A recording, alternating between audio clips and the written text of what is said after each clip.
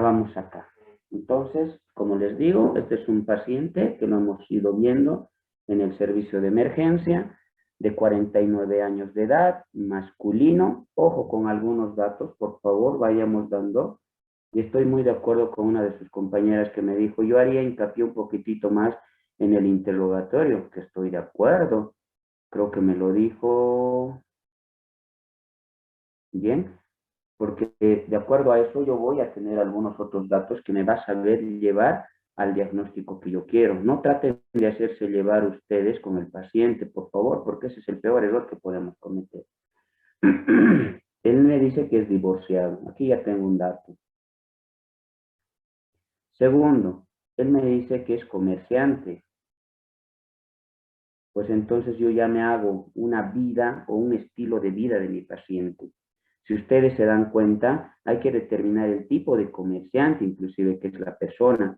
¿Por qué razón? Porque si existen de los comerciantes que son capataces, así lo vamos a analizar y así lo vamos a manifestar, este paciente trabaja desde su escritorio, ¿verdad? Entonces, una vida de actividad física con seguridad no lo tiene.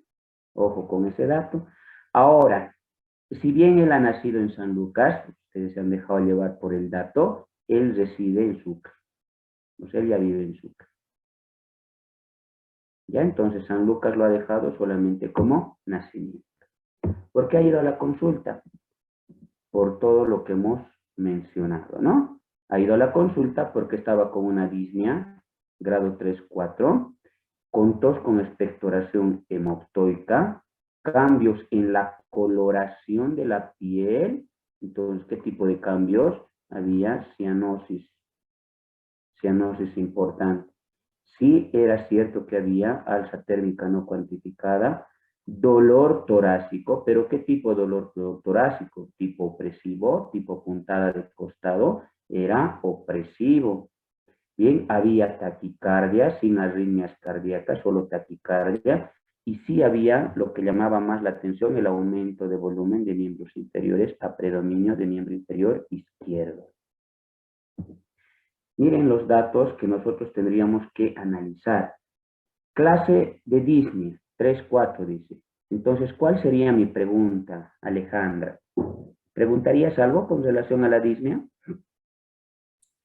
Trataría de identificar exactamente cuál de las dos representaría. Por ejemplo, si es que el paciente siente la disnea, o sea, si es que se controla cuando está en reposo o cuando solamente está haciendo alguna actividad física y en qué tipo de actividades físicas presenta la disnea. Perfecto. Segovia, Guara. También preguntaría lo que es con qué frecuencia, o sea, y si hay algunas actividades el cual le calma un poco. Bien. Siempre Paola. en algunas actividades. Sí. Paola. Doctor, sería también el tiempo en que ha notado el mayor grado de cansancio, porque generalmente los pacientes pueden presentar una disnea eh, donde no notan mucho el cambio, pero hay un punto en que sí van a notar y llegando a 4 o 3 ya son actividades muy normales que donde ellos se cansan, entonces podríamos preguntar el tiempo donde ya Perfecto. notó esos cambios. Ya. Olava, vos querías preguntas. Preguntale a tu paciente. ¿Qué más necesitas saber? Yo le preguntaría, doctor, ¿desde cuándo, si es que recuerda más o menos una fecha, desde cuándo ha empezado a sentir la disnea y si ha sido progresiva? Es decir, si ha empezado con una disnea 2, claro, en otras palabras, ¿no? Pero si es que ha empezado del 2 o del 1 a avanzar y hasta el punto donde está, desde cuándo ha empezado, y también si hay alguna posición en la que sienta que disminuye o alguna actividad, algunos alimentos o algo que haga que disminuya o que aumente. O sea, algo Perfecto. factores que sean que aumenta o que disminuye. Ya. Pero, a ver, estoy de acuerdo con ustedes, pero vamos, cuando se presenta un cuadro de disnea, lo primero que tengo que preguntar es lo que dice Tolava. ¿Cuándo empezó? ¿Y cómo empezó? No voy a determinar todavía el grado, Entonces voy a determinar el grado si este me dice, por ejemplo, hace un mes. ¿Me entienden? Entonces, ¿cuál sería la primera pregunta? ¿Cuándo empezó? Este paciente, ¿saben cuándo empezó? Hoy día en la mañana. Entonces, es una disnea de aparición súbita. ¿Qué clase? 3, 4. Entonces ya me está dando otro dato. Entonces aquí ya no me interesa determinar en qué momento es peor o si hace algún tipo de actividad, nada. Dice que es una disnea que se ha iniciado hoy en la mañana y tiene estas características. Es de 3 a 4, casi de reposo, es disnea de reposo. ¿Bien? Y está acompañado de tos con expectoración hematórica. O sea, ¿qué está botando? Está botando sangre. ¿Bien? Y ha cambiado la coloración de su piel. Está cianótico, está azul su paciente. Entonces, no creo que esté con insuficiencia cardíaca. Me dejo entender. Y todos me dicen que es insuficiencia cardíaca. No creo que esté con insuficiencia cardíaca. Seguimos analizando. Hasta acá ya estamos. Me dice que hay dolor torácico. Perfecto. Hemos dicho qué tipo de dolor. Opresivo. ¿Y qué más se asocia con esto? Taquicardia. Hay dos cosas que me han hecho confundir. El alza térmica no cuantificada y el aumento de volumen de miembros inferiores. Pero dice aumento de volumen, no les dice edema. Me dejo entender, ¿verdad? Entonces hay un aumento de volumen de los dos piecitos, pero el que me llama la atención, dice, es el pie o el miembro inferior izquierdo. Ese es el que me llama la atención. Y en ningún momento han dicho, porque esto es de la consulta, les estoy diciendo. Porque esto ya lo ha elaborado un médico. Entonces difícilmente te va a decir aumento de volumen de miembros sin decirte que tiene edema, ¿verdad? Entonces no, es un aumento de volumen. O vos lo has visto que los dos pies estaban hinchados, pero el que te llamaba la atención en relación al otro era el miembro inferior izquierdo. Pues aquí ya tengo otro dato. Y esta alza térmica, dice no cuantificada, era sensación de alza térmica. Estoy de acuerdo con ustedes, ¿por qué? Porque miren a los diagnósticos que han llegado ellos. Insuficiencia cardíaca descompensada, sepsis a foco pulmonar por neumonía, y acá recién se hicieron un interrogante. Trombosis venosa profunda. ¿Y cuál es la complicación de la trombosis venosa profunda? TEP. Y acabo de decirles, este paciente se ha descompensado ¿cuándo? Esta mañana. ¿Y a qué hora ha llegado a la consulta? A mediodía. Lo han querido hacer los exámenes complementarios y ha ido a terapia porque se ha chocado y se ha muerto a las 5 de la tarde. Entonces no creo que sea una insuficiencia cardíaca. Y tampoco creo que sea una neumonía.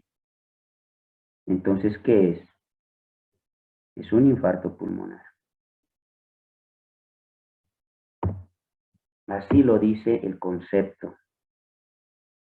La oclusión parcial o total de la circulación pulmonar, ¿ya? Ocasionada por un coágulo que venga de la circulación venosa sistémica, que incluye cavidades cardíacas derechas y que dependiendo de su magnitud puede o no ocasionar síntomas. Entonces, la magnitud de la oclusión es la que nos va a determinar la sintomatología. Y acá se nota que la oclusión era importante. ¿Por qué? Porque les ha dado síntomas importantísimas. Y no estaríamos tan alejados de lo que decía su compañero, ¿verdad? Su compañero Rudy me decía, está insuficiente respiratorio. Sí, señor, este ha llegado con insuficiencia respiratoria. Ha entrado con insuficiencia respiratoria, pero con shock cardiogénico. Entonces, ese rato era insuficiencia respiratoria más shock cardiogénico, que puede causar dificultad para respirar y al mismo tiempo shock cardiogénico, el infarto pulmonar. Este es un cuadro de tromboembolismo pulmonar.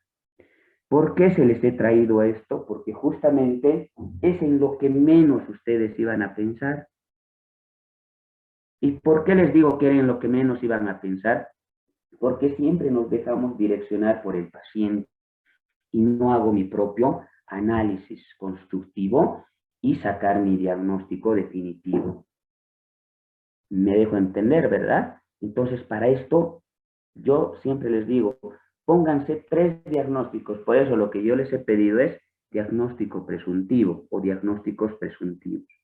Entonces, pónganse 3 a 4 diagnósticos presuntivos y terminen con uno. Siempre. No traten de equivocarse porque eso me lo ha demostrado a mí la experiencia. Si ustedes mañana me vienen con este diagnóstico, es una insuficiencia cardíaca, yo, chocho de la vida, como hijo, me voy feliz a mi casa, ¿sí o no? Seguro ustedes me han dicho, señor, no se preocupe, es una insuficiencia cardíaca, su papá ya está hospitalizado, ya le hemos puesto oxígeno, vamos a empezar con los diuréticos y va a recuperar. Y le vamos a empezar a hacer los exámenes complementarios, ¿verdad? Me voy a la casa y a la hora me llaman, me dicen que necesita terapia intensiva y que mi familiar ha fallecido. ¿Cómo van a dar esa noticia? Si acaban de decirme que estaba solamente con una insuficiencia cardíaca y no me han dicho que es una insuficiencia cardíaca terminal. ¿Verdad? Entonces es algo que a mí me ha pasado en la vida. Por eso muchas de las veces es preferible exagerar con algunos diagnósticos y terminar agarrando un diagnóstico chiquitito, pequeñito. ¿Bien? El tromboembolismo pulmonar o el infarto pulmonar va a ser grave o va a ser más grave, cuanto más proximal al corazón esté. Por eso yo siempre he dicho, si el coágulo se ha presentado por encima de las rodillas, señores, es más peligroso. Todos los coágulos, porque estamos hablando de coágulos que se forman en el sistema venoso. Ojo con ese dato, ¿ya? No es en el sistema arterial, es en el sistema venoso.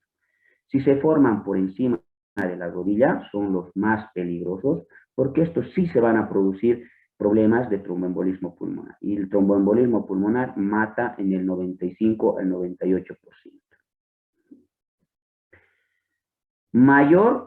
Cuando mayor grado de obstrucción. Si la oclusión es total, la gravedad es peor. Y finalmente, estará relacionado con la reserva cardiopulmonar. Acá tengo que ver qué factores de riesgo tiene mi paciente. ¿Qué factores tenía este señor? Y eso no me han preguntado. Es comerciante, por lo tanto era obeso. Era sedentario y tenía síndrome metabólico como antecedentes patológicos. Con seguridad les puedo decir que si le seguimos interrogando a los familiares o le hacíamos una prueba a este señor, era hipotiroideo. Por eso había aumento de volumen de los 2 miembros, ¿no? O simplemente hemos confundido porque era gordito. Los gorditos de por sí tienen disminución del retorno venoso, por ende hay insuficiencia venosa periférica. Y la insuficiencia venosa periférica, ¿con qué se manifiesta, señores? Con aumento de volumen, ¿no? Están hinchados los miembros inferiores, pero ambos, parejo. Y en este caso estaban así. Pero ha llamado la atención porque uno estaba más que el otro. Entonces, ese dato, ese pequeño dato, es el que a mí me tiene que orientar para hacer un diagnóstico final. ¿Dónde se originan estos coágulos? Preferentemente en las venas femorales. Estamos hablando en todo el sistema venoso. Y los más peligrosos estamos hablando, de aquí en adelante espero que no se olviden, todos los que se encuentran por encima de la rodilla. Esos son los más peligrosos, señores. Femorales, ilíacas, pélvica, cava inferior, miembros superiores y cavidades derechas. ¿Ya? Entonces, para yo no olvidar. Esto es lo que ha pasado con este paciente. Acá se los voy a demostrar. Como se ha suscitado esta éstasis venosa en miembro inferior, acá está, se ha hecho el coágulo por insuficiencia venosa porque era gordito mi paciente lamentablemente, se ha desprendido un pequeñito, acá está, ahora les muestro. ¿Dónde ha viajado? A la cavidad derecha. Aurícula derecha, ventrículo derecho, ha pasado por el sistema pulmonar directamente a la circulación pulmonar. ¿Dónde se ha anclado? En la arteria pulmonar principal. Pero no lo ha ocluido completamente, si ustedes se dan cuenta. Hay un espacio, pero de este espacio ha vuelto a desprender un coágulo y aquí se ha ido a producir una oclusión completa. Por eso ahí dice obstrucción. Y si se dan cuenta, lo azul es porque está llegando sangre y este blanco es lo que se ha infartado completamente. Esto es lo que pasa en el infarto pulmonar o en el tromboembolismo pulmonar. ¿Cuáles son los factores de riesgo que yo tengo que saber que son los que me van a desencadenar esto? Acá viene lo que les decía. Éstasis sanguínea o éstasis venosa. ¿Quiénes generalmente hacen éstasis venosa? Las personas sedentarias, las personas obesas, ¿ya? Las personas que trabajan de a pie, los odontólogos, los peluqueros, los cirujanos, ¿bien? El hecho de yo viajar por cualquier vía a más de 6 horas y que yo no tenga una movilidad firme, también me produce este tipo de aspectos. Estado de hipercoagulabilidad, trastornos en los factores de coagulación, especialmente el 5. O lesión del endotelio, esto ya está asociado a patologías del vaso sanguíneo, ¿no? Si ustedes han sufrido un accidente, han lacerado un pequeño vasito, pues el vaso, por tratar de hacer coágulo y hemostasia y coagulación, hace excesivo coágulo que lamentablemente se puede desprender. Son los factores de riesgo. A esta triada se la conoce como la famosa triada de Virchow. Bien, y esta triada de Virchow está relacionada con el aspecto fisiopatológico del tromboembolismo pulmonar. Es lo que no se pueden olvidar. Cuando ustedes escuchen tromboembolismo pulmonar, tenemos que buscar la causa. ¿Cuál fue la causa? Éstasis venosa. Perfecto. ¿Por qué la éstasis venosa? Porque lamentablemente el paciente ha sufrido un accidente y lo hemos puesto yeso de cintura para abajo. Genial. El retorno venoso está enlentecido porque no había tono muscular. No había buen retorno. Entonces ha hecho éstasis venosa, coágulo, tromboembolismo pulmonar. Buena combinación. Bien. Algunos de estos dentro del estado de hipercoagulabilidad, estoy hablando ahora, participan estos factores que nosotros los denominamos como primarios. ¿Cuáles son estas?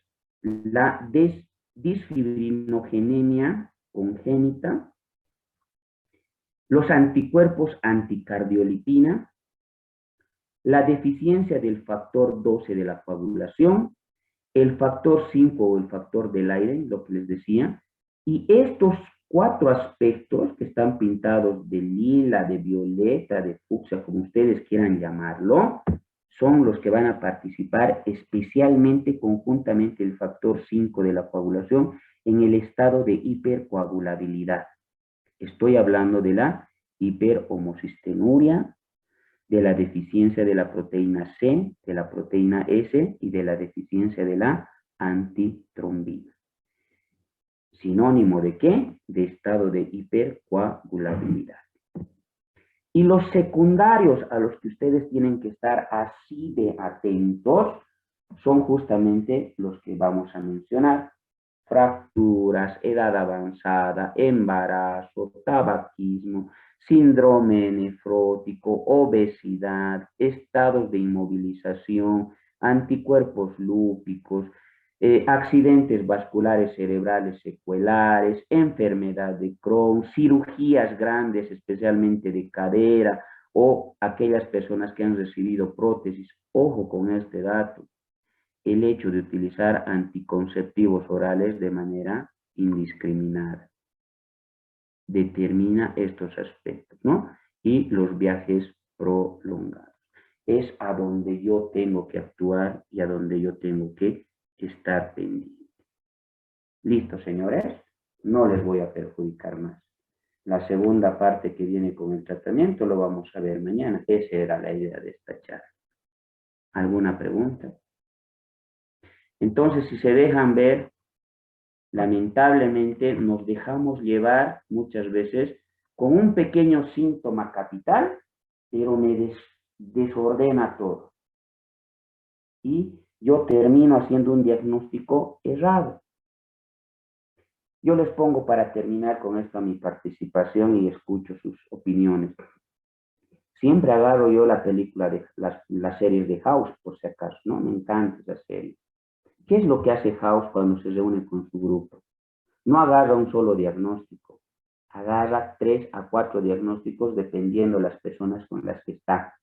Si están 3 diagnósticos. Si están 4 diagnósticos. Y a cada uno le da una tarea determinante.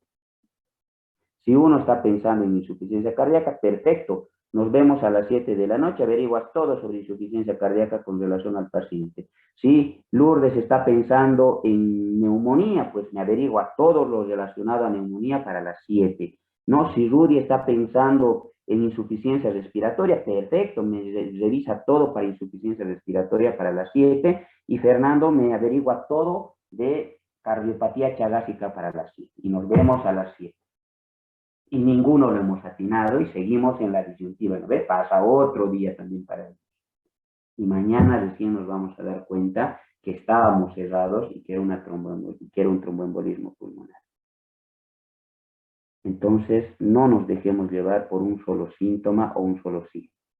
Esa era la idea de esta charla.